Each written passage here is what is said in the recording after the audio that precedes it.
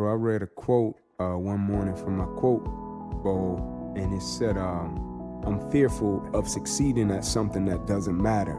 And so my biggest lesson, man, is that just being intentional and careful about what I give my energy and my passion to, right? So I don't go out and succeed at something that I feel is a success, but get toward the latter years of my life and realize that it doesn't matter.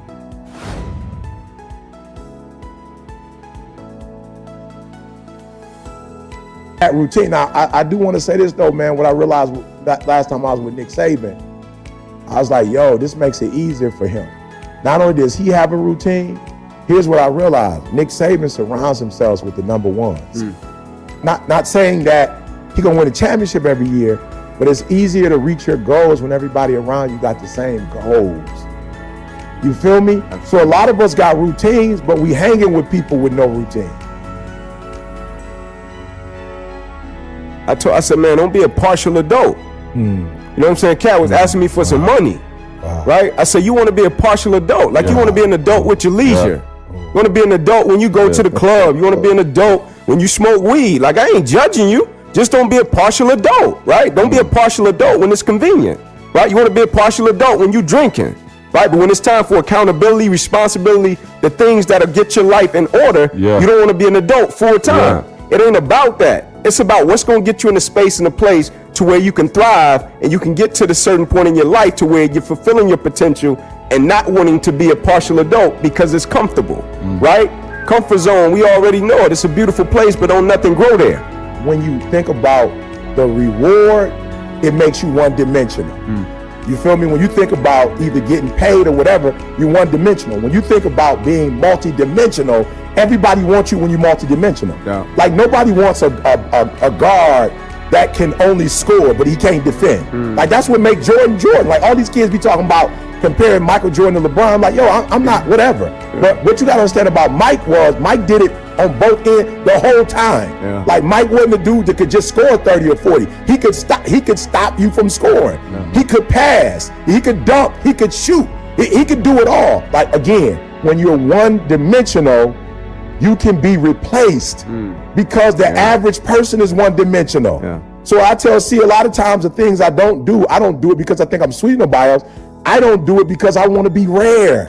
People pay more for rare, bruh. People don't pay the same amount for common stuff. So when you're one-dimensional, I'm just saying, you limit yourself. When you're multi-dimensional, you become rare. And I just want to be rare, flat out.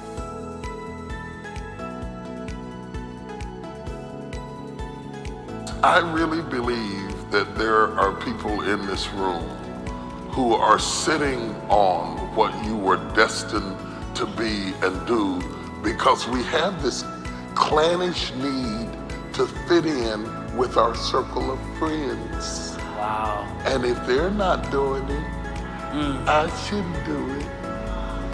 And we are not true to our core. True to our core. Somebody interviewed me and they said,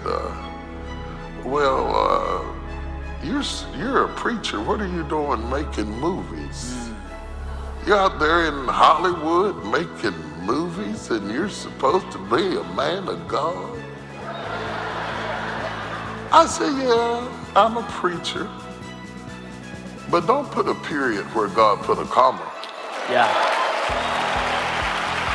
Stop leaving your gifts at home and dumbing down who you are so you can fit in with what people expect you to be. Bring the uniqueness of you to the table. God called you. God called all of you.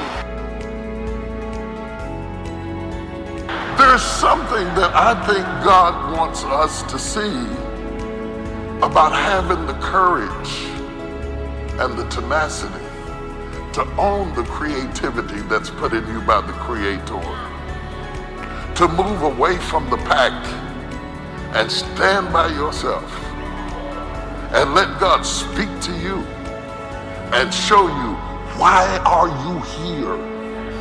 Why were you born in the family you were born, in the generation you were born, at the time you were born, in the circumstances that you were born, that the potter was so careful to carve you out a certain way where you don't need people, or you do need people, or you don't need validation, or you do need validation. He cut you up in certain places so that you would fit like a key in a lock. You're broken in all the right places so that when you find your spot, something is going to open for you. And when it opens for you, every blessing that's been closed out is going to pour in your dimension.